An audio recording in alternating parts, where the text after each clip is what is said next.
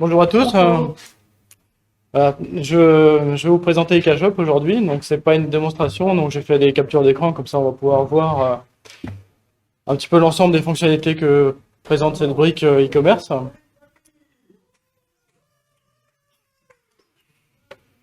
Est-ce que dans la salle, en fait, il y en a beaucoup qui ont déjà utilisé IKShop? Ok, ça marche. Est-ce que vous avez utilisé d'autres solutions e-commerce ou uniquement IKShop? Euh, Bien sûr. D'accord. Ok. Ça marche. Donc IKShop, en fait, c'est une solution éditée par une solution, un éditeur lyonnais. Donc, et il propose différentes versions. Donc, une version gratuite et des versions commerciales. Donc, on verra un petit peu plus tard. Et sur le site, vous avez aussi un lien après avec la démo. Donc, voilà, vous pourrez aller directement sur le site et voir après les différents layouts qui sont proposés. Aujourd'hui, au niveau de la présentation, donc on va voir voilà, au niveau de l'interface comment ça se passe au niveau du back-end, au niveau du front également. Et en fait, on va pouvoir créer en fait les catégories de produits. On va voir un petit peu toute l'interface au niveau des catégories, la création des produits, comment ça se passe, si on peut faire de l'import ou créer un produit from scratch, etc. Les spécificités qui sont liées à un produit, donc par exemple les caractéristiques. Ces caractéristiques, on verra après qu'on peut aussi les rendre payantes, enfin avec des prix, etc. Donc il y a deux notions différentes en fait qui sont les variantes et les options. Au niveau de la boutique, après, au niveau de la gestion, on va pouvoir faire des réductions des coupons. Donc on verra aussi la différence entre les réductions et les coupons qui sont possibles. Et voilà, IKShop vient avec tout un pack en fait de modes de livraison et modes de paiement. Donc on verra également en fait tout ce qui est fourni en fait directement dans la solution. On fera une petite parenthèse sur le SEO et voilà sur comment mettre à jour après les fiches et la personnalisation de la boutique. Alors, est-ce que vous voyez bien? Ça va. Ça va. Donc là, voilà, une fois que vous avez installé le composant, donc là par exemple je me suis basé sur la version gratuite, mais voilà, c'est valable dans toutes les versions. Et donc on a une interface où voilà, on peut saisir le nom, la description de la catégorie. Donc on pourra afficher ou pas la description quand on va cliquer sur le lien de menu boutique. Et après, on a des informations qui sont aussi un peu cachées, en fait, qui sont sur la page. Voilà, métadescription, les mots-clés qui sont plus trop utilisés par Google, mais voilà, c'est toujours indiqué. Et notamment, après, on a les alias, en fait, qui vont permettre de nous générer des belles URL, en fait, au niveau référencement. Dans la version payante, en fait, on a cette partie, en fait, niveau d'accès. C'est une spécificité après de la partie des versions commerciales où on peut, en fait, définir des droits pour pour donner accès à telle ou telle catégorie, en fait, pour un public particulier. Donc ça, c'est pas valable pour la version gratuite.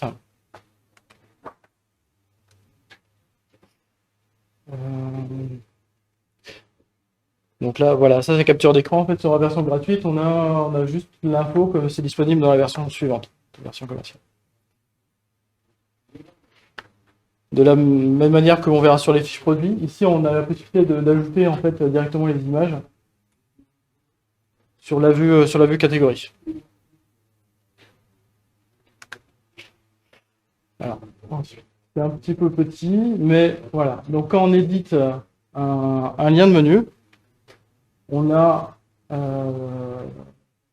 dans l'onglet, voilà, au niveau des options, toute une interface où on a pas mal de choses possibles à configurer.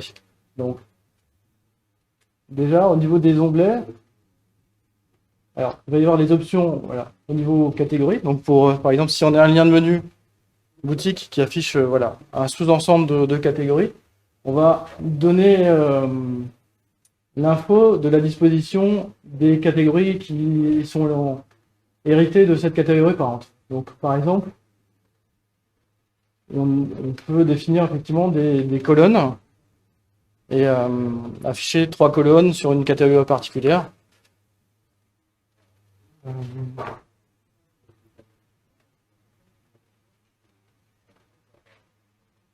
Donc on a voilà, la partie div. Donc si on choisit voilà, au niveau des onglets cette partie div ou la partie liste ou la partie numérique, donc ça c'est les configurations en général, on va avoir un affichage qui est différent. Donc soit en liste, ça va s'afficher vraiment en défilant au niveau liste, ou voilà, ou avec des petits blocs. On va les voir tout à l'heure.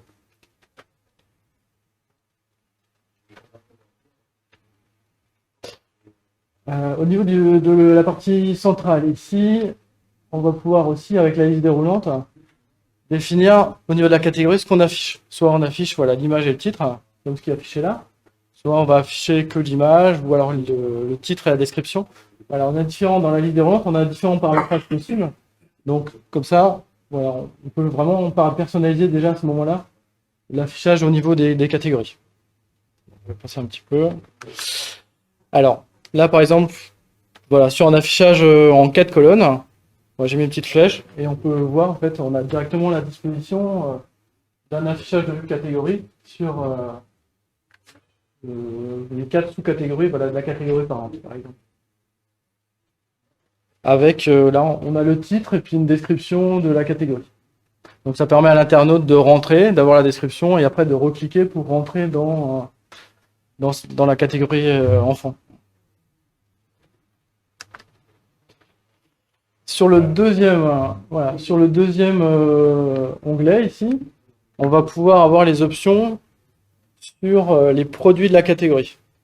Donc là encore, on retrouve au niveau du premier bloc la même chose en fait. On va pouvoir définir voilà, le layout qui sera vu en fait, la vue des produits de cette catégorie. Donc là encore, on peut définir ces 3 colonnes, etc. Donc de la même manière, on reprend éventuellement l'affichage hérité de la configuration générale. Et on a un tableau de bord, on va dire l'affichage, où on peut définir ce qu'on veut afficher ou pas au niveau du listing des produits. Donc savoir si on veut afficher le prix directement sur le listing. Voilà, la modèle, les réductions, voilà, tout est paramétrable à ce niveau-là, au niveau du listing produit. Au niveau de l'apparence, pareil, en fait, ici, on peut directement définir le fond de la case, en fait, où il y aura le produit.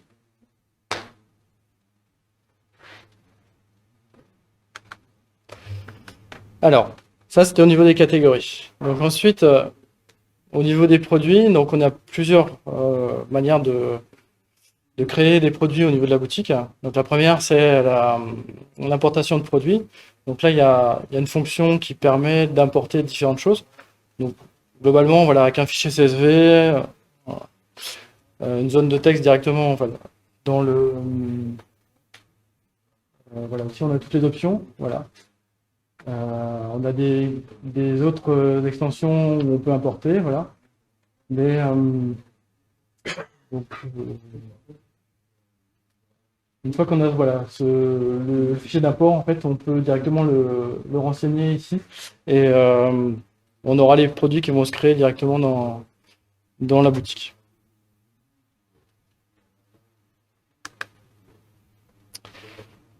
Alors, au niveau back-office, donc pour la création d'un produit, donc on a de la manière, on va retrouver des blocs, comme ce qu'on a vu en fait au niveau des options, en fait au niveau des liens de menu. Et chaque bloc a un petit peu une fonction. Donc, là, par exemple, sur les options principales, on va pouvoir définir voilà, le nom, le code, etc. Quantité des produits, là ou les catégories, parce que c'est multicatégorie ici. On a un autre bloc voilà, sur la description. Au niveau des images, on peut les importer de son PC ou on peut les sélectionner également si elles sont déjà présentes sur le serveur. Donc on peut par exemple avoir une image qui sert à plusieurs produits, et donc au lieu d'importer 2 fois l'image, on peut la lier à ce moment-là. Pour chaque fiche produit, on peut mettre un ou plusieurs fichiers PDF, enfin, fichier tout court. Et ce fichier peut être soit libre, soit en accès payant, par exemple. Donc, s'il est libre, quand on sera sur le front, on aura un lien pour télécharger, par exemple, une notice de produit. Et par exemple, on peut aussi donner un fichier numérique lié à un achat. Par exemple, vous voulez vendre une photo, on peut mettre la photo en haute définition, et puis si seulement la personne achète, elle aura le lien, enfin, dans le mail, le lien pour télécharger l'image.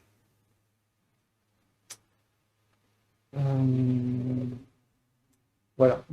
Donc encore ici, on a un bloc, voilà, partie SEO, où on va pouvoir rédiger différemment, voilà, le titre, métadescription, le mot-clé, l'alias. Oui, vas-y. Je vois rien concernant la langue. Non, parce que la langue, c'est... Les CashShop fonctionnent avec éventuellement l'option Falang, l'extension Falang. Donc, quand il y a la version commerciale, on a la possibilité d'avoir les 2 drapeaux.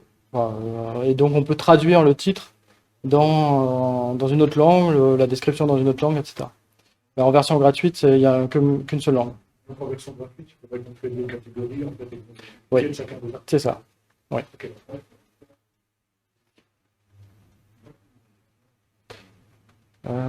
Alors, au niveau prix, voilà, on peut définir voilà, des prix.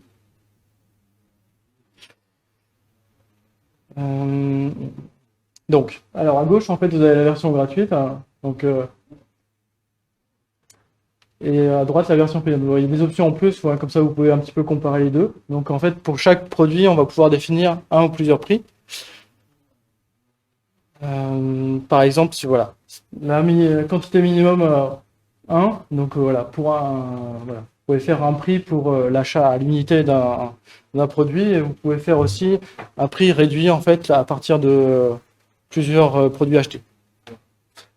En version commerciale, on a d'autres options parce qu'on peut aussi définir des dates en fait par exemple de promo en fait sur un produit ou un niveau d'accès également. Voilà. Ces options-là peuvent être intéressantes pour définir un prix pour un groupe de personnes.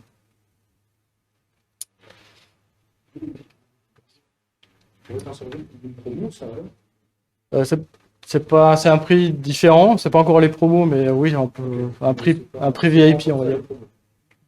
Les promos, on les verra après.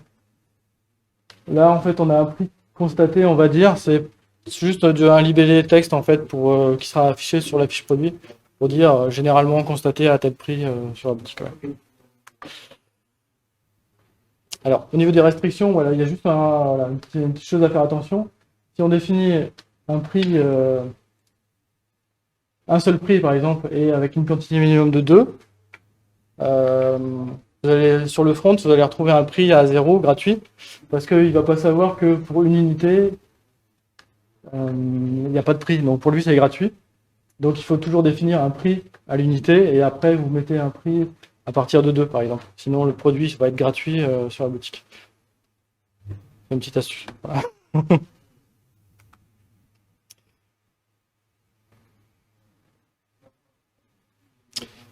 Alors, voilà, au niveau, il y a un bloc qui s'appelle restriction, donc on peut aussi définir des restrictions sur les commandes, notamment voilà. Par exemple, voilà, sur les quantités par commande ou les dates de disponibilité du produit. Et CashShop permet également en fait de gérer des entrepôts de produits, savoir si vous avez plusieurs entrepôts et puis les produits dans différents entrepôts. Donc on peut aussi affecter tel produit dans tel entrepôt. Les options poids et volume, celles-là, elles sont utilisées en général pour les modes de livraison. Pour calculer les prix des livraisons par rapport au poids ou au volume du produit.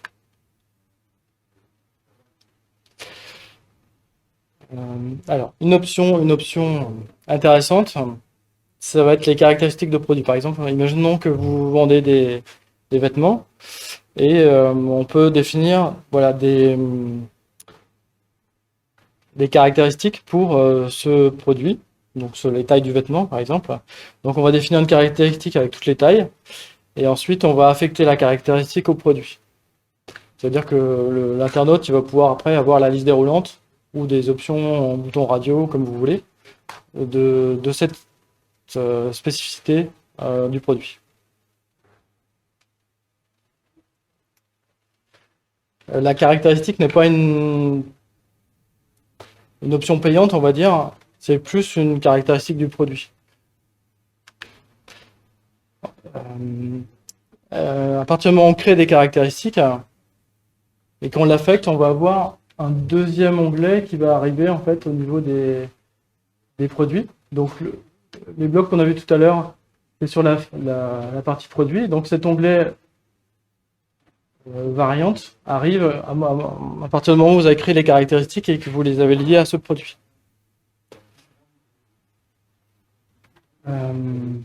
Donc dans l'onglet variante, on va avoir un listing des différentes variantes du produit et chaque variante après est éditable au même titre qu'un produit normal. Donc en prenant le petit crayon voilà, sur la gauche ici, on va retomber sur une interface qui ressemble à celle des produits et on va pouvoir surcharger ou réécrire en fait les titres, descriptions de la variante. Donc si voilà, si on a un t-shirt vert, on peut faire une description adaptée par rapport au t-shirt vert. On peut aussi lui mettre un prix différent pour tel ou tel voilà. Pour un t-shirt, ça sera peut-être pas la. Mais voilà. Selon les variantes, voilà, on peut redéfinir les prix des variantes. Donc ça, c'est des caractéristiques qu'on associe, ça devient des variantes au niveau du produit. Maintenant, dans la version commerciale, il y a ce qu'on appelle des options, parce que au niveau des variantes, pour le t-shirt, vous l'avez fait pour le t-shirt, vous voulez le faire pour le pull, ça va être la même chose. Mais si à un moment donné, vous avez des caractéristiques payantes pour chaque produit que vous voulez répéter régulièrement, il faudra éditer les variantes à chaque fois en mettant les prix qu'il faut régulièrement. La notion d'option, c'est un peu... vous le définissez une fois en fait, ces caractéristiques, ces variantes. Si vous définissez un produit dit option, donc la taille S, médium, large, etc., avec un prix différent. Si vous affectez après l'option à un produit, ou à tous les produits, vous avez juste à changer les prix au niveau de l'option et ça changera sur tout le site. Parce que c'est le produit, l'option elle va être référencée dans tous les produits, donc voilà, on l'édite une fois et c'est valable partout. Contrairement aux variantes où il faut éditer chaque produit manuellement. Ouais, ça, c'est une option, voilà, effectivement, dans la partie version commerciale.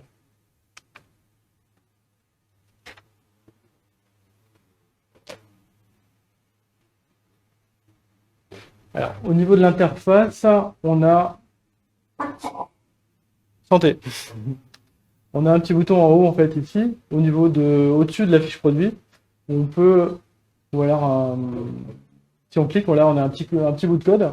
Ce petit bout de code, il nous permet d'ajouter un bouton voilà, dans le site en fait pour rajouter un bouton d'ajout au panier. Mais également, vous avez vu que c'est un lien absolu, donc on peut le mettre vraiment sur un autre site si vous voulez parler d'un produit. Ça marche également. Si vous voulez rajouter voilà, un bouton d'ajout au panier, dans ce cas, il existe des plugins directement dans la solution EKShop qu'il faut activer. Et avec ces plugins de texte, de contenu, pardon. Vous avez un bouton qui va apparaître en fait en dessous de l'éditeur de texte quand vous écrivez un article. Et ce bouton va vous permettre de choisir quel produit vous voulez intégrer dans l'article avec les options que vous voulez. Ça va produire voilà, le tag qui est par exemple qui est tout en bas. Et ça va vous donner le produit avec l'affichage en question sur l'article que vous êtes en train d'éditer. Je J'ai mis le lien sur la doc au niveau d'IKShop. Alors, IKShop vient également avec la fonctionnalité des badges. C'est-à-dire que on peut sur un produit ajouter des images. Par exemple, vous faites une promo, moins 30%, et vous voulez que sur chaque image produit, il y a également ce badge moins 30% d'affiché. Donc là, vous avez effectivement une image moins 30% et vous l'affectez à un produit ou une catégorie donnée. Donc on aura, avec ces badges-là, en fait, le visuel du badge sur les produits.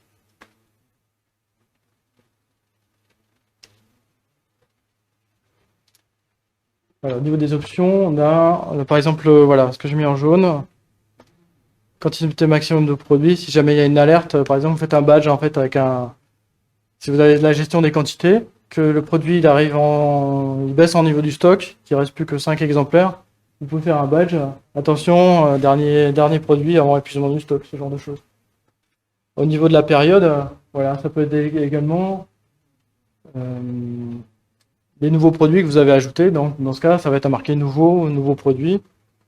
Donc il y a différentes choses à faire ou le lier avec une réduction également. S'il y a une réduction qui est valable, donc le badge sera également actif à ce moment-là. Sur la droite, on a, voilà, une fois qu'on a l'image, on peut définir la position et la taille de ce badge par rapport à l'image du produit.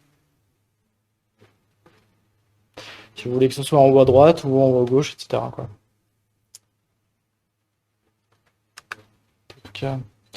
Alors, réduction et coupons. Il y a une petite notion différente entre les réductions et les coupons. Les réductions, on va la définir et l'internaute va visiter le site, il verra tout de suite moins 20% sur tel produit. Le coupon, c'est différent, il va voir le produit affiché avec le prix indiqué, mais il n'aura pas la réduction. Donc c'est lui, en fait, quand il va le mettre au panier, qui va arriver dans le passage en caisse. Et à ce moment-là, il faudra saisir le coupon et il y aura la réduction. Voilà. On va voir les différentes interfaces entre réduction et coupon. Donc sur la partie réduction, donc il faut créer. Alors, il y a un nom et un code en fait qui est donné, mais c'est plus en interne, parce que du coup ça va être automatique, hein, avec une réduction soit en montant, soit en pourcentage. Et une période donnée. Ça, c'est sur la partie réduction. Sur la version payante, on a des options qui sont aussi intéressantes, supplémentaires. On va pouvoir cibler sur un produit particulier ou une catégorie particulière. C'est aussi intéressant.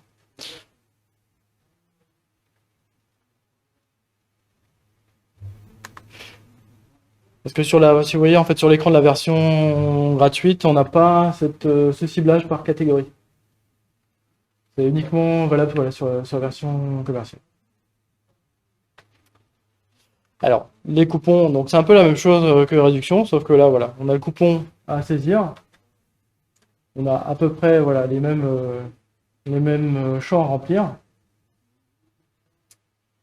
Et c'est voilà, c'est l'internaute qui va devoir saisir le coupon en fin de processus d'achat. De la même manière, en fait, on a des options supplémentaires en version commerciale. Je l'ai quand même indiqué, mais je trouve que c'est important, quoi. C'est assez intéressant de pouvoir cibler une réduction ou un coupon sur une catégorie donnée, quoi. Alors, IKShop est intéressant au niveau des modes de paiement. Parce que dans n'importe quelle version, en fait, on a tous les plugins. Livre tout. Il n'y a pas de restriction en fait sur les modes de paiement qu'ils ont développés. Ils ont tout mis dans la version gratuite. Donc quand on installe le pack avec la version gratuite, on a voilà, il n'y a pas de restriction sur ces modes-là. Par contre, voilà, il peut y avoir des modes de réduction qui ne sont pas inclus dedans, comme pour Stripe. Mais à ce moment-là, on peut le chercher sur la place de marché au niveau de la boutique IKShop. Donc la quasi-totalité voilà, des banques françaises sont inclus dedans. C'est quoi le propos pour Stripe? Stripe n'est pas inclus dans la version, le pack IKShop. Ouais. Faut le prendre à part. Faut l'acheter. Oui. De mémoire, c'est 40 €, quelque chose comme ça. Gratuite et Mais- payante. Hein. Pardon? Et il est non, si on prend la version payante, il est pas inclus non plus. Non, il n'est pas inclus. On Ouais. est- Non, ouais. Parce-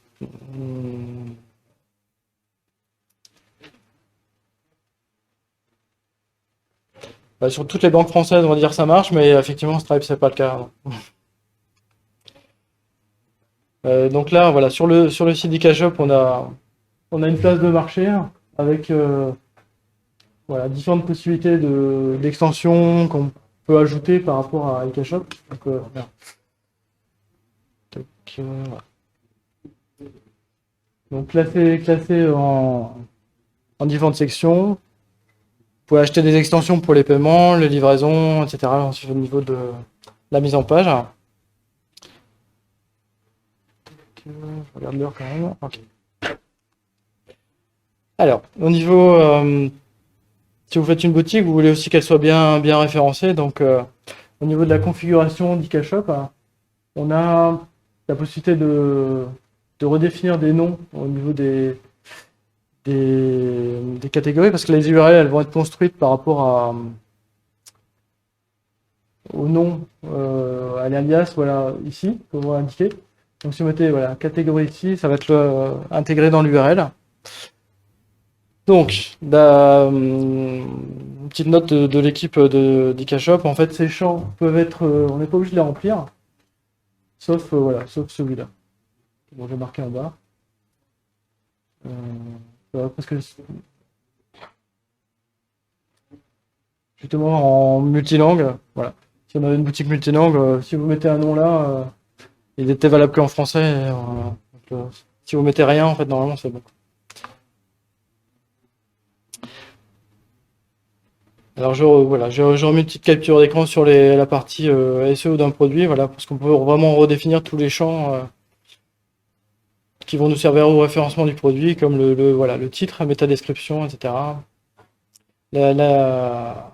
L'URL canonique, éventuellement, elle peut être générée automatiquement ou pas au niveau des produits. Donc, si vous mettez rien, normalement, ça gère très bien les choses, quoi.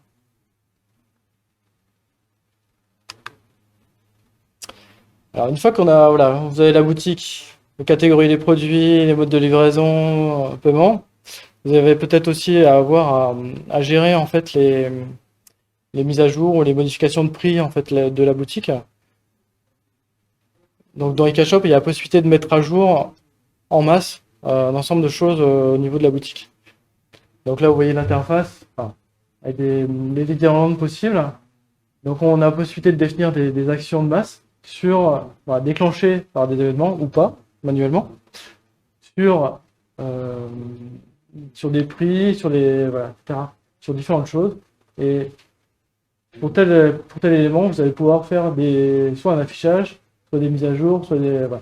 Il y a toute une série d'actions que vous allez pouvoir faire sur une sélection de données de produits ou de caractéristiques, etc.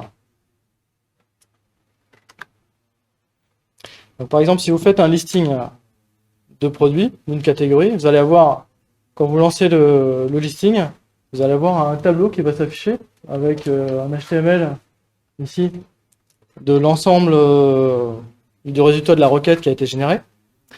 Et cet affichage-là, voilà, avec la souris, si vous cliquez dedans, vous allez pouvoir éditer directement l'élément. Donc ça, c'est pas mal parce que si vous voulez changer ou modifier différentes choses sur votre catalogue de 50 produits, sinon, s'il faut éditer à chaque fois tous les produits, rééditer la fiche une par une, etc. Là, vous avez fait votre listing et vous pouvez changer directement dans cette interface-là, ligne par ligne, les choses. Il y a juste à valider après avec le bouton vert à enregistrer et la donnée à enregistrer sur le produit en question. Donc ça, c'est un gain de temps assez intéressant quand vous avez des grosses mises à jour à faire. Notamment, voilà ce que je marquais en fait au niveau de l'inventaire. Si vous affichez par exemple une colonne avec la quantité de produits, derrière, vous avez ce tableau-là, vous directement vous modifiez les quantités de chaque produit. Alors, au niveau des personnalisations, on a plein de choix possibles. On va pouvoir modifier différentes choses au niveau de la boutique. Donc évidemment, du CSS. Au niveau configuration back-office, on a la possibilité de choisir Alors, sur la boutique EcaShop, on peut acheter des packs de couleurs ou de templates, voilà, pour les styles qu'on peut intégrer. Et après, dans la liste d'Irlande, vous allez pouvoir directement choisir celui que vous avez acheté. Mais vous pouvez également le modifier avec l'édition directement dans le back-office. Au niveau des surcharges Joomla, ça fonctionne. Donc, c'est-à-dire que de la même manière que les templates, en fait, dans le dossier HTML du template, vous allez pouvoir faire la surcharge de la vue en question au niveau du composant.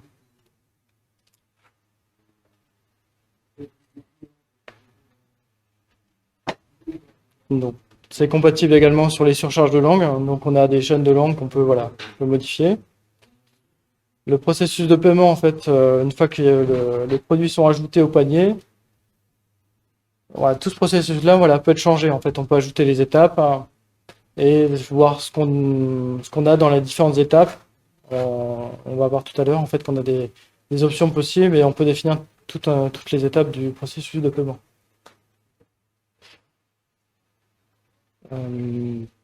Alors, sur les produits, vous pouvez ajouter des champs personnalisés, comme on en a un petit peu parlé sur ces Joomla Day. En version gratuite, on peut rajouter des champs uniquement sur les adresses, mais en version payante, on a d'autres champs personnalisés sur les fiches produits possibles. Les emails, donc on peut les éditer complètement en version commerciale, mais on peut les activer et désactiver en version gratuite. Et par contre, avec les chaînes de langue, on peut quand même modifier les mails de la version gratuite. Donc au niveau CSS, comme j'ai dit, ici, en fait, dans la configuration back-office, on va... Ici, on a des listes de relantes. Donc, on peut définir directement les fichiers. Donc, il va regarder dans le dossier, en fait, qui est sur le serveur. Et vous allez pouvoir choisir le fichier CSS de votre choix. Et directement éditable également dans le back-office. Donc tout ce qui est style, vous pouvez le faire tout dans le back-office de EcaShop. Les surcharges, donc là c'est la vue normale de Joomla. Donc pareil, on peut créer les surcharges là, au niveau du template de Joomla. Mais vous avez également l'interface dans le composant EcaShop. Donc avec les vues ici, vous allez pouvoir sélectionner quelle vue vous voulez changer, donc dans quel template et où. Il va vous donner une liste de zones en fait. Et après c'est éditable, c'est du PHP. Vous pouvez après customiser comme vous voulez en fait ces vues là. Sur la doc, sur la doc d'EcaShop, là il y a beaucoup de zones, mais on retrouve par exemple sur la fiche produit toutes ces zones là. Donc lorsqu'on édite quand on visualise en front une fiche produit, elle va avoir affiché tous ces blocs là et chaque bloc est personnalisable avec directement, là je reviens sur l'interface, quand on édite un fichier là, on l'édite directement dans le back office au niveau de la solution EcaShop.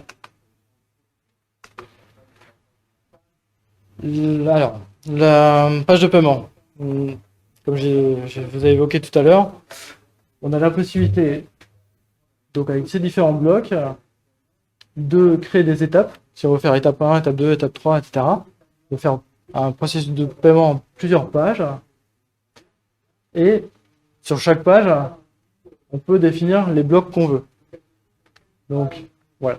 Soit première partie, la personne se connecte ou pas, ou elle passe en invité pour ne pas avoir à enregistrer l'utilisateur. Et le bloc d'adresse. Tout ça, ça peut être sur des étapes et des pages différentes.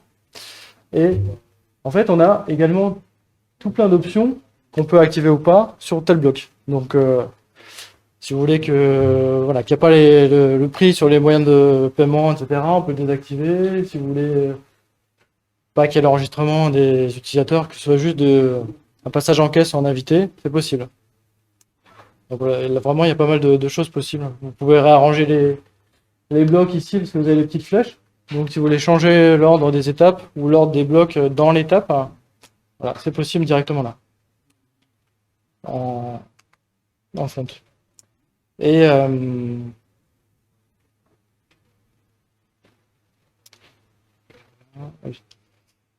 donc ça, c'est le format des adresses.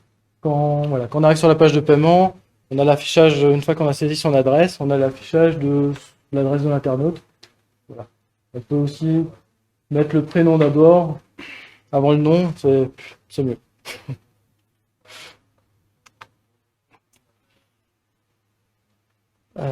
Alors, une fois que vous avez la boutique, vous avez tout lancé, que vous avez mis les produits, tout est bon. Après, vous allez avoir des commandes, je l'espère.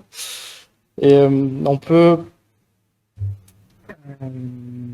éditer en fait les statuts pour une meilleure lisibilité, par exemple donner des couleurs. Voilà, là j'ai mis par exemple en bleu les commandes envoyées et en vert les commandes qui sont confirmées. Donc on a un listing et on peut après afficher visuellement, c'est plus facile à suivre en fait au niveau des commandes.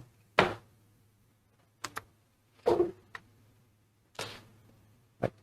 Donc l'internaute, voilà, s'il est sur le site, voilà, il va pouvoir faire une commande. Maintenant, si quelqu'un vous appelle, il veut passer une commande, vous pouvez également la créer en back-office. Donc, si vous faites nouvelle commande dans le back-office, on arrive sur un éditeur, on va pouvoir voilà, renseigner les coordonnées de l'acheteur, choisir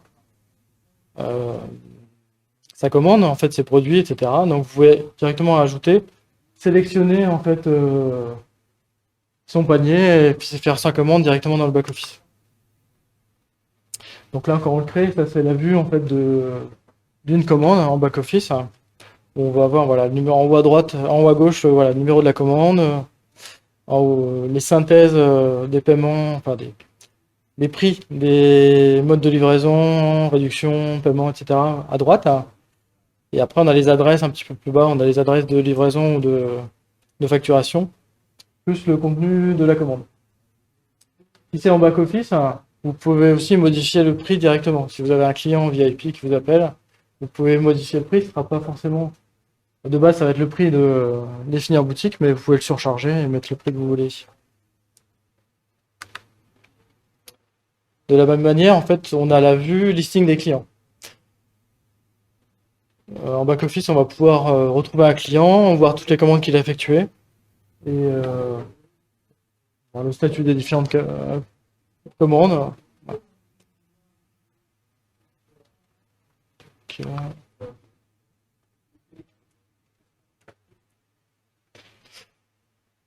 Ouais, je mets un petit mot sur sur la sécurité, parce que voilà, si vous faites une boutique, voilà, il y a quand même des choses à sécuriser. Donc, pour masquer le fait que le site soit Joomla, ce genre de choses, vous pouvez rajouter voilà, cette extension-là pour enlever le mot-clé générateur Joomla, et puis rajouter un pare-feu voilà, pour protéger un peu le site.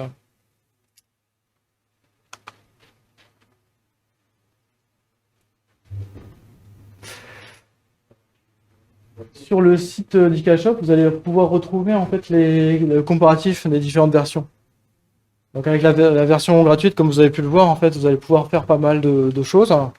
Il y a des petites différences avec les versions commerciales, mais voilà, un tableau qui récapitule pas mal de choses avec les cases les petites coches en fait, et vous pouvez voir que voilà, les différences se situent notamment sur les factures. En version commerciale, on va avoir un PDF de la facture si un client vous la réclame.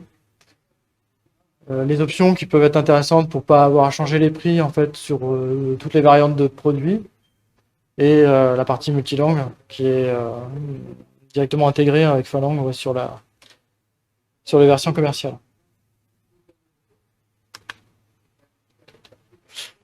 IKShop propose également d'autres choses. sur le site. Donc, il y a une version qui s'appelle IK Market qui permet, si on l'ajoute, de pouvoir éditer les produits dans le front office, dans le front-end.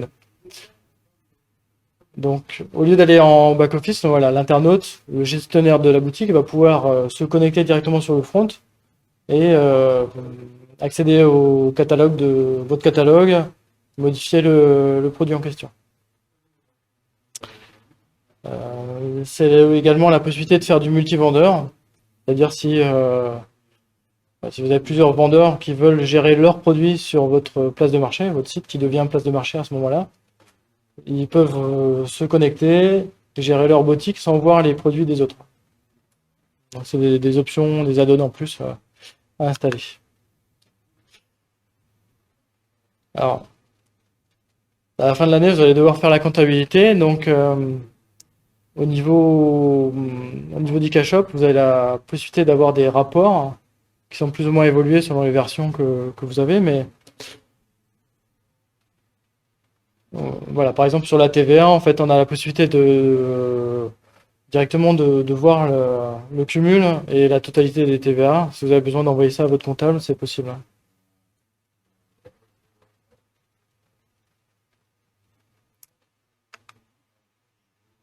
Voilà, je vous ai mis une petite capture d'écran. Par exemple, voilà, ici, gérer les taxes. Et on a, voilà, ça c'est un exemple. On a un total qui s'affiche sur la TVA directement. Vous pouvez faire un export Excel et l'envoyer après à votre comptable s'il y a besoin. De même, comme on a vu tout à l'heure sur les actions de masse, pour avoir un listing produit, on peut faire des listings de commandes. Donc voilà, sur les actions de masse, on va pouvoir choisir sur quoi on agit.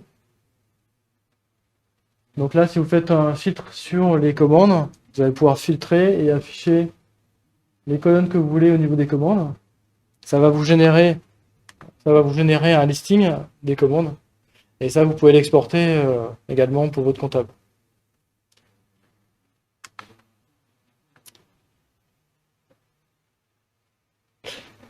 Là, je fais une petite parenthèse, étude de cas sur les boutiques de vente de vin, par exemple, où peut-être vous avez un client qui va vouloir vendre, mais avec des spécificités différentes.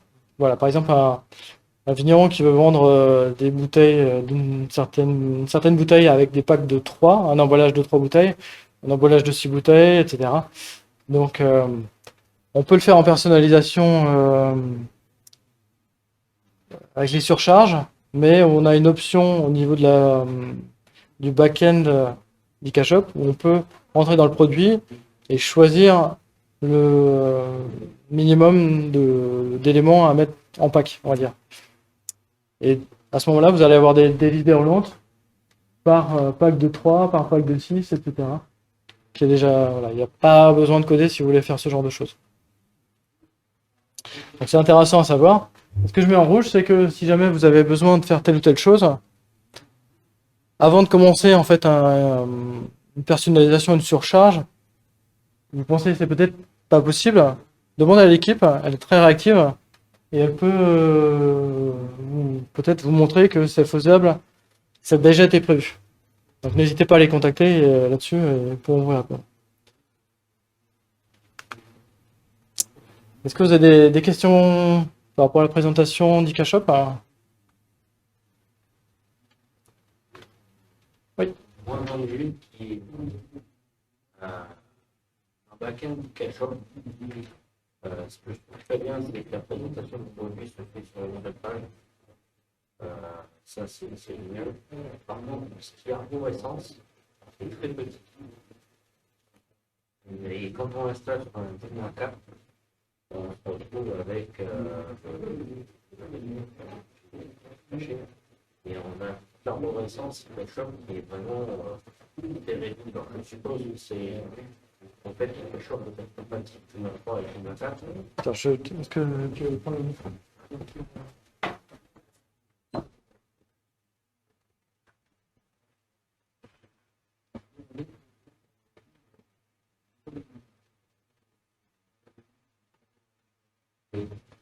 En fait, j'ai pris La présentation du cache-up, quand on a un essence à gauche, elle est vraiment très petite. Est-ce que c'est dû au fait que les cache-up compatibles sur la 3 et que la c'est quelque chose qui pourrait être amélioré? Je suis pas dans l'équipe Icashop. Maintenant, on peut effectivement faire remonter tout ce genre de points. En fait, il y a des améliorations possibles à l'équipe. Et ça peut être une suggestion d'amélioration pour les prochaines versions. C'est vraiment.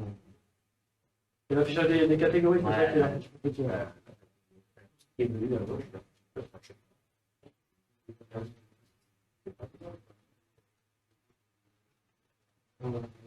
Ouais. J'ai pas de réponse là-dessus, mais effectivement, on pourra proposer des améliorations.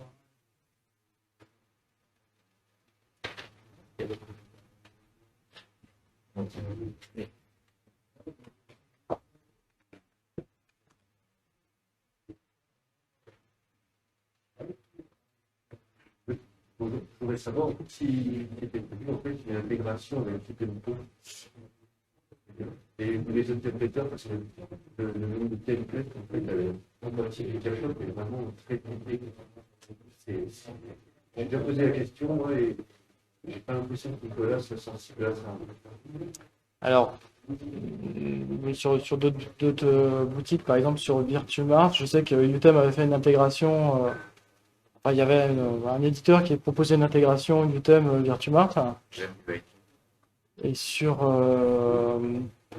Icashop, pour l'instant, il n'y en a pas, mais je sais qu'il y a dans la to-do list de Nicolas, il peut y avoir des API ou effectivement, ça peut être des suggestions qu'on peut soumettre, comme on a vu la présentation sur Utem.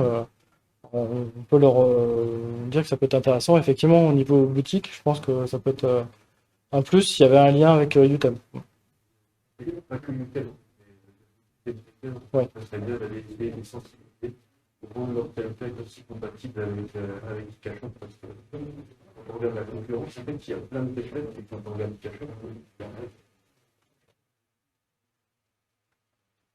C'est ouais.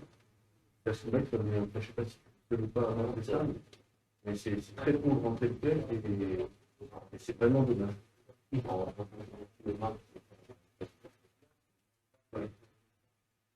Bah, on peut comme on a vu, en fait, il y avait effectivement les personnalisations, il y a le CSS, mais oui, s'il y avait une intégration avec ouais, ça pourrait être intéressant. Et c'est quoi cette intégration? Ça représente quoi? C'est en fait, ça a l'avantage que lorsque tu fais ton outil et que tu la mets en place sur un site, tu as ton propre template, imagine de l'arc de T4. Tu ne te retrouves pas avec des difficultés d'affichage entre les boutons commandés, les boutons panier qui sont décalés, des prix qui ne sont pas au bon endroit, etc. Toute cette interface-là, d'affichage est surtout en fond et parfois et autant au niveau de template qui sont accessibles notamment en vecteur et Icashop qui sont malheureusement très pauvres. Et sur le site de Icashop, je crois qu'il y a un onglet où on voit la liste des templates compatibles Icashop. Elle est très longue.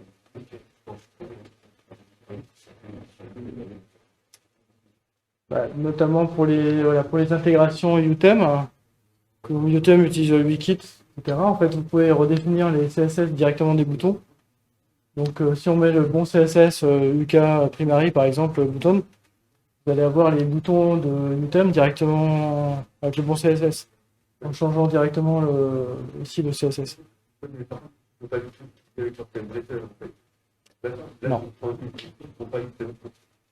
Alors qu'il y a une autre outil en fait, qui est compatible en fait, avec les templates. Moi, je prends une sorte d'outil compatible avec les templates. Oui. Ça, ouais. Bah, il faudrait juste faire la passerelle, effectivement, entre que Icashop puisse faire une passerelle avec Utem. Ça, effectivement, on pourrait faire le builder Utem Pro avec l'intégration de la boutique. Ouais. Et moi, je trouve que c'est intéressant que ce soit même avec d'autres templateurs parce que le nombre de templates qui sont compatibles avec t'as des commerciaux compatibles avec Kikashop, ça se tombe sur le doigt des deux, sur les deux. Donc, Mhm. c'est vraiment dommage. Idée à soumettre, hein. Tout à fait. On répond. C'est pas si on comprend. Non, pas trop là. Ouais, c'est pour répondre à ce que Christophe disait, je pense que le problème, c'est que Cash-Shop, je fais tu marques, par exemple, ça respecte le modèle MPC de Joomla. Donc, quand tu fais un template, tu peux faire des surcharges du composant dans le template. Cash-Shop, c'est plus compliqué de trouver le code parce que ça va chercher des petits bouts à gauche, à droite, etc. Et donc, à part faire des surcharges CSS, de faire un grand fichier CSS et tout surcharger en CSS, c'est plus compliqué de faire une surcharge du composant dans le template. Si, tu peux le faire quand même en fait. Là, tu as la même chose en fait au niveau des surcharges. Donc, tu as le même mécanisme de surcharge et puis tu peux modifier les éléments, les éléments PHP en fait qui correspondent à des blocs au niveau de ta vue produit. D'accord. Donc, c'est personnalisable en PHP, oui. De la même manière. J'avais une question, je te l'ai posée en direct, mais tu peux trouver la solution. J'avais un problème pour mettre une catégorie en mode catalogue. C'est pas possible. Juste une catégorie en mode catalogue et pas les autres, hein. Ouais. Ouais, en général, le mode catalogue, c'est toute la boutique, oui. Oui, bah, pour faire ça, il y a des astuces. Là, c'est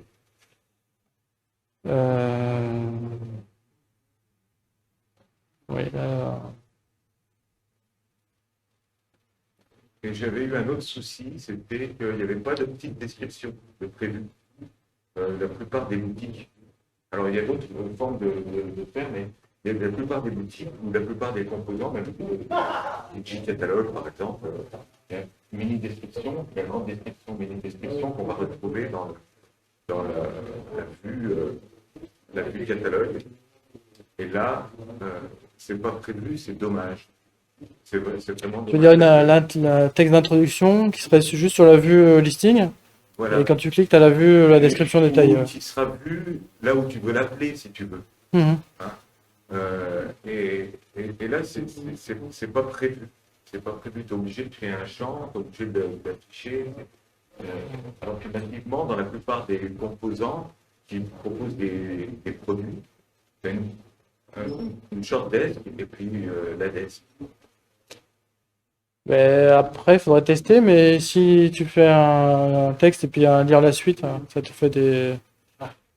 Je sais pas, ça, à mon avis, il faudrait essayer en fait de mettre le texte d'introduction, lire la suite et voir si sur la vue listing tu as l'introduction et quand tu cliques, tu as le détail en entier, quoi. Alors ça marche, mais pas sur toutes les vues.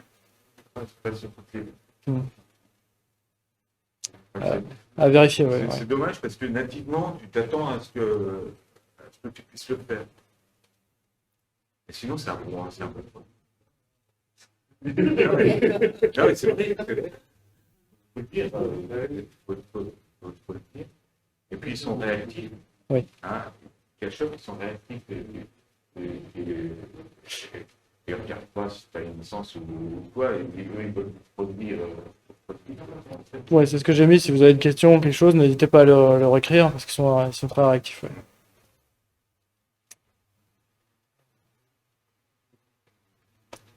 Et comme dit, avec cette brique version gratuite, vous pouvez quand même faire toute la boutique avec tous les plugins de paiement. Donc c'est tout fonctionnel en version gratuite. Ouais. Et pour Stripe, je croyais que c'était une version gratuite. Est-ce qu'elle l'a été apparemment? Alors oui, je pense que dans le temps, ça a dû être intégré dans le pack Kikashop, mais ils l'ont sorti, effectivement, ils l'ont mis sur la place de marché. Ouais. Et à une époque, ça devait être dedans, ouais. Il me semble.